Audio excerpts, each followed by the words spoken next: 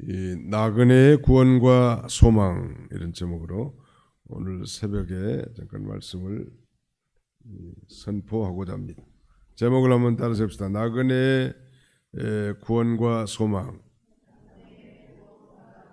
예, 나그네라고 하는 건 자기 고향을 떠나서 다른 곳에서 잠시 머물거나 떠도는 사람, 이런 사람을 나그네라고 하죠.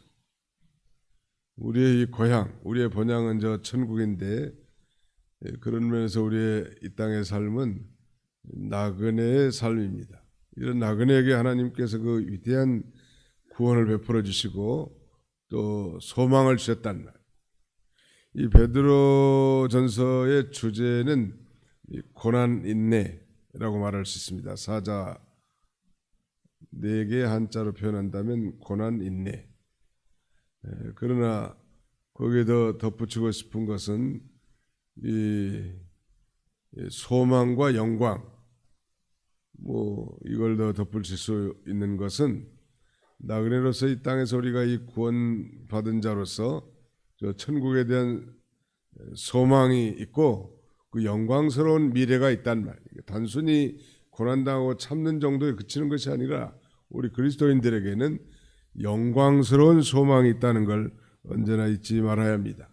오늘 본문의 이 베드로전서의 수신자 사도 베드로가 보낸 이 편지를 받는 대상은 1절 나그네인데, 구체적으로 예수 그리스도의 사도 베드로는 본도 갈라디아 갑바도기아 아시아와 비두니아에 흩어진 나그네.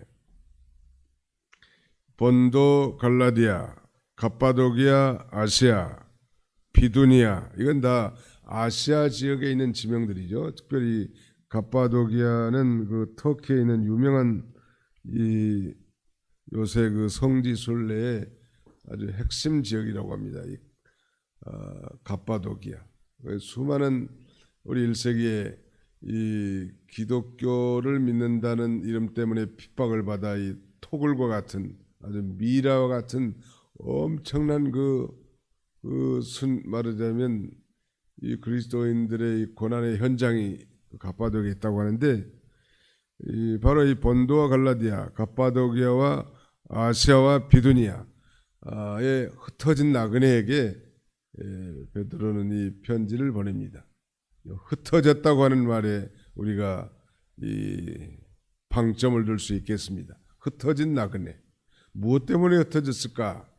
우리가 추측하건대 바로 이 믿음 때문에, 아니면 믿음을 지키다가 핍박을 받아 사방팔방으로 흩어져 있는 성도들에게 이 편지를 보내므로 그들의 고난을 잘 이기고 소망 가운데서 저 영광을 바라보도록 이 권고하기 위해서 이 편지를 보낸 것입니다. 우리는 이 요한 사도 요한을 흔히 사랑의 사도라고 이렇게 별칭하기도 합니다만, 반면에 베드로 사도 하면 소망의 사도라고 단연 이렇게 말할 수 있습니다. 소망의 사도. 소망이 참 좋은 것 같아요. 그 1세기, 그러니까 AD 64년 7월 19일은 아주 유명한 날인데, 그날은 이 로마의 대화재가 발생한 날이죠. 그 화재는 사실 네로 황제, 좀 반미치광이 같은 네로 황제가 일부러 저질렀다고, 그의 시상을 떠올리기 위해서. 그리고는 그 화재의 책임이 커지자 그 화재를 일으킨 사람이 바로 기독교인이다, 이렇게 죄를 떠넘겨가지고 이 무자비한 탄압이 시작됩니다. 우리 한 300년 가까이. 그러니까 우리 기독교가 AD 313년 공인되기 전까지 무려 약 300년 동안 엄청난 핍박을 받은 거예요. 사실 오늘날 우리가 예수 믿고 이 구원의 길, 생명의 길을 걸어가는 것은 그때에 비한다면 침대차 타고 나가는 거죠. 이런 핍박과 환난으로 인해서 저 사방으로 흩어져 있는 마치 민들레 씨앗과 같이 퍼져 있는 고난받는 하나님의 백성들에게 이 베드로 전서를 보내서 그들로 하여금 위로와 소망을 주기 위해서 베드로는 이렇게 편지를 보내고 있습니다. 바로 흩어진 유대인들을 소위 이 디아스포라라고 말합니다. 디아스포라. 한번 따라서 볼까요? 디아스포라. 예, 흩어진 무리들, 흩어진 유대인들에게 바로 이 편지를 썼습니다. 그러면서 맨 먼저 이제 우리 성도의 구원이 어떻게 이루어졌는지를 이렇게 설명합니다. 2절 또 같이 한번 읽읍시다. 2절 시작. 곧 하나님 아버지의 미리 하심을 따라 성령이 거룩하게 하심으로 순종함과 예수 그리스도의 핏부림을 얻기 위하여 택하심을 받은 자들에게 편지하노니 은혜와 평강이 너희에게 더욱 많을지어다. 네, 우리 구원을 위해서 삼위 하나님이 어떻게 역사하셨는가, 즉 우리 거기에 대해서 세 가지로 요약할 수 있는데, 첫째는 하나님 아버지의 미리 아심을 따라 이루어졌다는 것. 두 번째는 예수 그리스도의 핏부림으로 말미암아 이루어졌다는 것. 그리고 마지막 세 번째는 성령이 거룩하게 하심으로 이루어졌다는 것. 우리 성도의 구원이야말로 하나님, 삼위 하나님, 성부와 성자와 성령의 역사로 이루어졌습니다. 우리 에베소 1장에도 보면 동일하게 성부의 선택, 성자의 구속, 그리고 성령의 인치심으로 말미암아 우리 구원이 이루어졌고, 이는 그 은혜의 영광을 찬미하기 위함이라라고 이 바울 사도는 강조하고 있습니다. 우리가 받은 이 구원이 엄청난 사실이에요. 하나님 아버지께서 선택해 주시고 성자 예수님께서 친히 이 땅 인간의 몸을 입고 십자가에 달려 고난당하시고 마침내 죽으시고 부활하셨고, 성령 하나님께서 놀라운 그 구원의 복음이 이 미련하고 어리석은 우리들에게 깨달아지고 믿어지게 하셔서 죄의 문제가 해결되고, 그 죄의 결과로 말미암은 영원한 사망에서 해방되는 놀라운 축복을 얻게 됐단 말이에요. 대단한 거죠. 그런데 여기 베드로는 성부 아버지 하나님의 선택하심을 따라 이렇게 말하지 않고 하나님 아버지의 미리 아심을 따라 이렇게 말합니다. 미리 알았다는 것은 알아주었다 그런 뜻인데, 다른 말로 하면 선택했다 혹은 사랑했다 그런 말이. 그러므로 하나님 아버지는 우리 성도를 택하실 때 그의 사랑의 대상자로 미리 아시고 선택하시는 거예요. 성경을 한 군데 우리 한번 찾아볼까요? 에베소 1장 3절.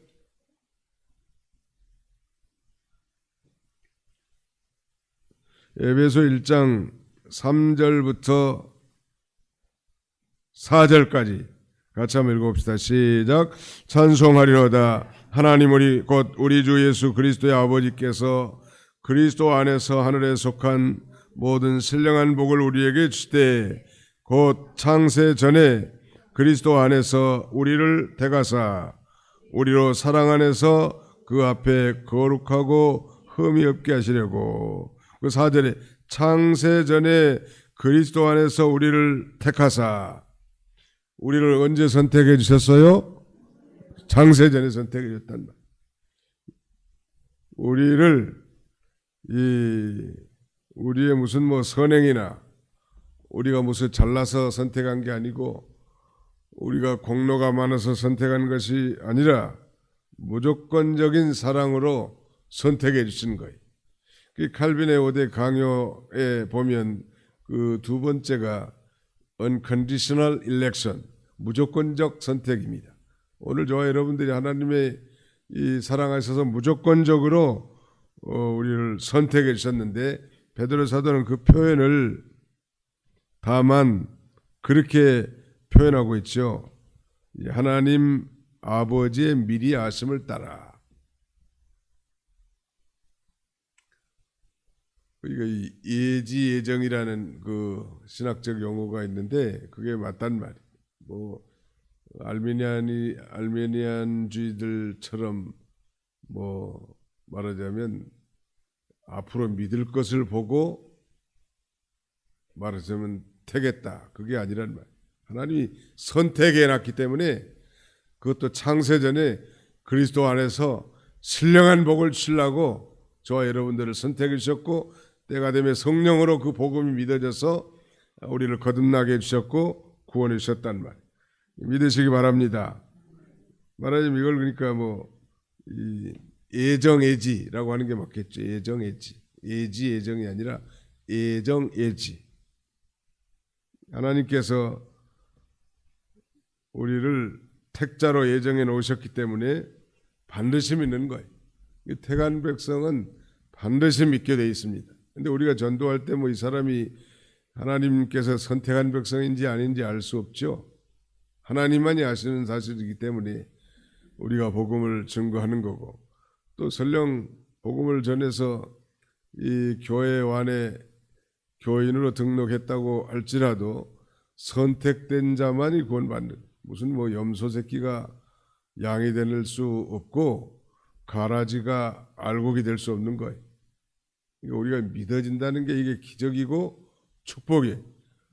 믿으시기 바랍니다. 한번 답사 믿어지는 것이 다시 내가 믿어지는 것이 기적이고 축복입니다. 믿을 수 없는 사실이 믿어지는 거 아니에요. 어떻게 동정녀 10도 안 간 처녀가 아들을 할 수 있겠는가? 비상식적인 거예요. 어떻게 죽은 자가 다시 살아날 수 있겠는가? 이런 것들이 믿어진다는 건 기적이에요. 성령으로 말미암아 아멘 하고 믿어지게 된다는 게 큰 축복 아니에요. 이처럼 우리의 구원은 아버지 하나님의 미리 아심을 따라 아모스 3장 2절에 보니까 내가 땅의 모든 족속 가운데 너희만을 알았나니 이스라엘 백성들 향해서 하나님께서 그렇게 말합니다. 땅의 모든 족속들 가운데서 너희만 알았다는 건 너희만을 사랑했고 너희만을 선택했다 그런 말이에요. 하나님의 선택을 받는다는 건 대단한 축복 아니에요. 많은 사람들 가운데 우리를 선택해 준 거예요. 신령한 복을 주려고 땅에 먹고 마시고 잘 살고 못 살고 그런 정도가 아니라 그 영광 하늘의 그 영광의 풍성한 기업을 누리게 하시려고 또 이 땅에서도 정말 하나님의 영광의 그릇으로 쓰시려고 얼마나 이게 존재하냐는 말이에요. 그 귀히 쓸 그릇도 있고 천이 쓸 그릇도 있다고 했는데 아주 귀하게 쓸 그릇은 귀한 것으로 쓰임을 받아야 그 가치가 있는 거 아니에요. 우리는 귀하게 쓰실 목적으로 지은 그릇인 줄 알고 귀하게 써야 돼요. 이조 백작이 고려 청작이 아주 값비싼 이 말하자면 도기에다가 거기다가 무슨 오줌통이라든지 걸레통이라든지 그런 걸 사용하지 않는다는 말. 우리가 하나님 앞에 얼마나 존귀한 존재인 줄 알고 영광의 그릇으로 쓰임받는 그런 저희들이 다 되어야 되겠습니다. 성부 하나님 즉 하나님 아버지의 미리 아심을 따라 우리 구원이 이루어졌고 두 번째는 예수 그리스도의 핏부림으로 말미암아 예수 그리스도께서 십자가에 달려 피 흘려 죽으심으로 말미암아 우리가 죄사함 곧 구원을 얻게 됐고 그리고 이 성령의 거룩하게 하심으로 그랬습니다. 즉 성령으로 말미암아 우리가 거듭났고 성령으로 말미암아 우리가 이제 거룩하게 돼 나가는 것. 이 성도의 구원이라는 게 이렇게 위대하고 이런 놀라운 구원받은 성도에게는 우리 시간 관계상 살펴보질 않지만 그 위대한 산 소망이 있고 그 영광스러운 미래가 있는 줄 알고 현재 정말 예수 믿다가 아니 믿음으로 말미암아 고난당하고 핍박당하고 흩어지고 있는 그 수많은 유대인 디아스포라들에게 낙심하지 말고 절망하지 말고 우리에게 영광스러운 이런 구원과 소망이 있는 줄 알고 용기 북돋아 주려고 사도 베드로는 이 소아시아, 아시아에 흩어진 수많은 디아스포라들에게 이렇게 편지하는 것입니다. 동일하게 오늘 우리도 마찬가지. 그 서양 속담에 어리석은 사람은 방황하고 지혜로운 사람은 여행한다. 그 나그네란 말의 그 영어 표현이 다양합니다만 하나는 뭐 트래블러, 여행객도 있고 원더러, 방황자 이런 표현도 있거든요. 근데 어리석은 사람은 방황하고 지혜로운 사람은 여행한다. 왜 어리석은 사람 방황한가? 이 방향성이 없고 목적지가 불분명해. 우리는 방향성이 분명하고 목적지가 분명한 사람 아니요? 어디서 와서 어디로 뭐 때문에 살고 어디로 가는지도 모르는 사람들은 그야말로 그 방황하는 사람이 있죠. 우리는 어디서 오냐? 하나님께로부터 왔고 하나님을 위해 살다가 하나님께로 갈 사람들 아니요. 목적지가 분명하기 때문에 우리는 나그네긴 하지만 방랑자가 아니고 분명한 목적을 가진 여행객이라는 말. 아멘. 네, 이런 사실을 확실하게 믿는다면 우리의 시간들 다 이 허투루 사용하지 않을 거예요. 작은 시간에도 다 소중하다는 말. 하나님 앞에 우리가 잠자는 것도 소중한 시간. 이런 믿음으로 승리하는 그런 저와 여러분들이 다 되시기를 축원합니다.